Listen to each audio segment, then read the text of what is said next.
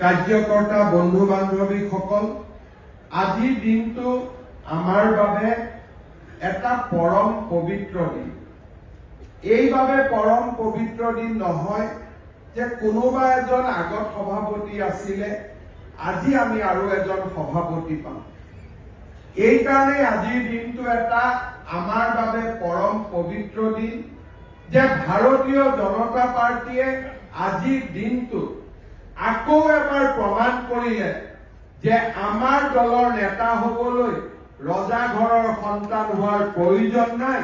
সাধাৰণ স্বয়ংসেৱক এজনে নিষ্ঠাৰে সৈতে কৰ্তব্য পৰায়ণতাৰে দলটোৰ ৰাজ্যিক সভাপতি পদ অধিষ্ঠিত হ'ব পাৰে।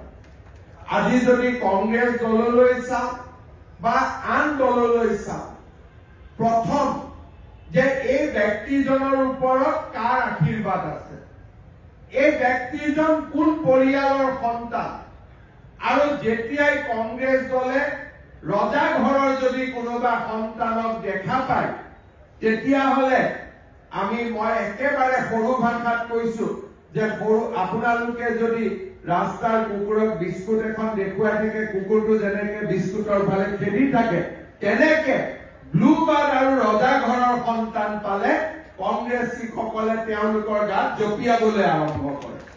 কিন্তু বিজেপিয়ে বিচাৰি থাকে যে ক'ৰ পৰা এজন সাধাৰণ কাৰ্যকৰ্তাক বিচাৰি পোৱা যায়, ক'ৰ পৰা এজন সাধাৰণ মানুহক বিচাৰি পোৱা যায় যোন নিজৰ কৰ্তব্য নিষ্ঠাৰে অসাধাৰণ হ'ব পাৰে।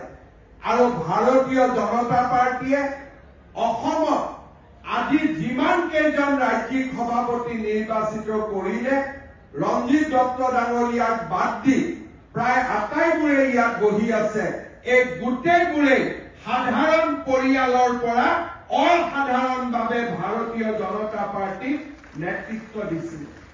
আৰু যেতিয়াই সংগঠন পৰ্বই এনেকুৱা এজন সাধাৰণ ব্যক্তিক অসাধাৰণ কৰি তোলে, সেই দিনটো আমাৰ বাবে পৰম পবিত্ৰ দিন, সেই দিনটো আমাৰ বাবে আনন্দৰ দিন। আজি দিলীপ শইকীয়াক যদি আমি সুধো, আপোনাৰ দেউতা মুখ্যমন্ত্ৰী আছিল নেকি, আপোনাৰ দেউতা মন্ত্ৰী আছিল নেকি, দেউতাকৰ নামটোৱে যদি কোনোবাই জানে, সেইটোৱে বহুত ডাঙৰ কথা।